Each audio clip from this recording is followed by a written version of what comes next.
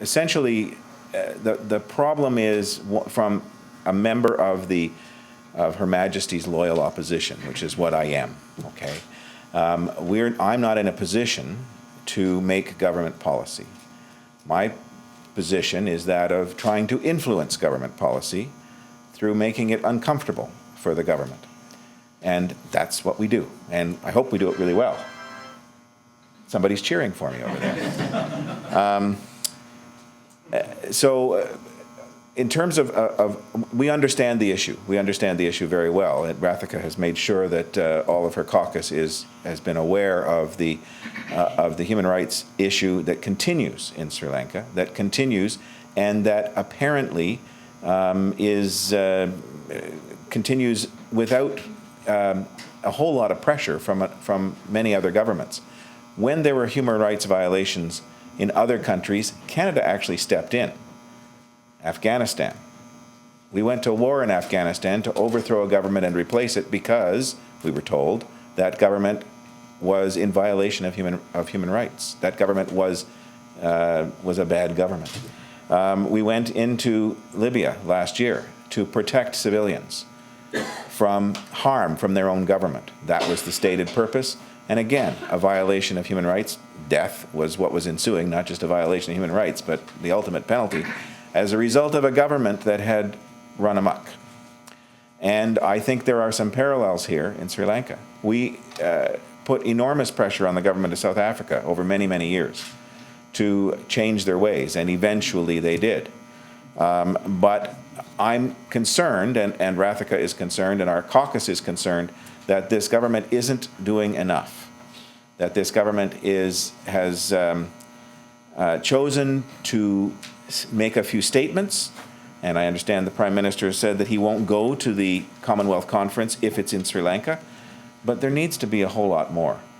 There needs to be more, not just said by Canada, but done by Canada, by actions. Actions speak a whole lot louder than words. We need to be actively pressuring the UN. We need to be actively pressuring the Sri Lankan government through our trade, through our diplomatic channels, and through our Commonwealth channel. Sri Lanka is probably a proud member of the Commonwealth, as is Canada. However, what has happened to the Sri Lankan government since all of this that you saw part of on that screen took place? Very, very little. They have not been expelled from the Commonwealth. Perhaps that should be a sanction that it should be talked about, both by the Canadian government and by other members of the Commonwealth, so that we can have the dialogue about whether or not this is an action, that these actions of this government are befitting a member of the Commonwealth. We have, in our party, taken this issue extremely seriously, to the point where we have put whatever pressure we can on the government of the day, the Conservative government, to change its policies, to actually take more aggressive action towards the Sri Lankan government over these human rights violations, over the continued human rights violations. These things didn't end, we are told, when the war ended, if it ended. These things continue today, as is clear from the footage you just saw, and the actions of the world do not seem to take issue with those actions of the Sri Lankan government. Canada is, and used to be, one of the voices in the world diplomatic community that was listened to, that was respected, that was one of our strengths. We always punched above our weight, to pardon the use of a boxing metaphor. We are only 33 million people, and we have a huge landmass. But in terms of diplomacy and in terms of our relationships with other countries in the world, we have been a force. We have been a way for these issues to be brought to the attention of the world community. Canada has been an effective voice, an effective we have an effective ability to influence other governments, and that's part of what needs to happen. Because it's not going to happen with just Canada. It's going to happen when other governments follow Canada's lead, but we have to lead.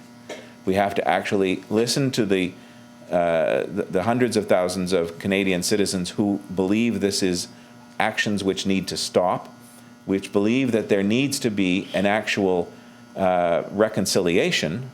I understand that the LLRC report has come out, yet how many people have actually been arrested? How many people have been charged? How many people have been made to pay for their actions over the past few years? My understanding is 0. And that 0 is a number that can't jive with what we've seen. Clearly, there were some people who were responsible for these actions, and until they're brought to justice, and until the actual civil rights violations stop, we as a country, as a government, as a world leader, should not stop. We should continue to press in every forum available, be that the UN, be that the Commonwealth, be that inside our own country, in our relationships with other Commonwealth countries, and in particular in our relationship with the country of Sri Lanka. As I said at the beginning, I am only a member of Her Majesty's Loyal Opposition.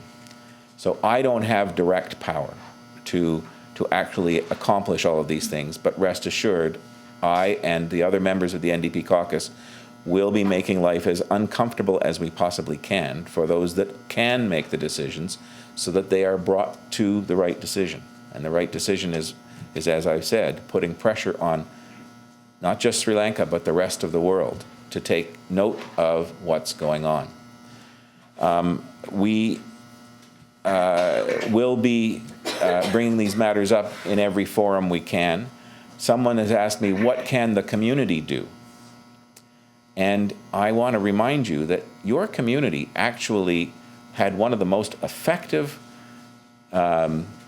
bits of civil disobedience that Canada had ever seen, when people stopped traffic on the Gardiner, when the streets of Toronto were full of people who were protesting what was going on in Sri Lanka.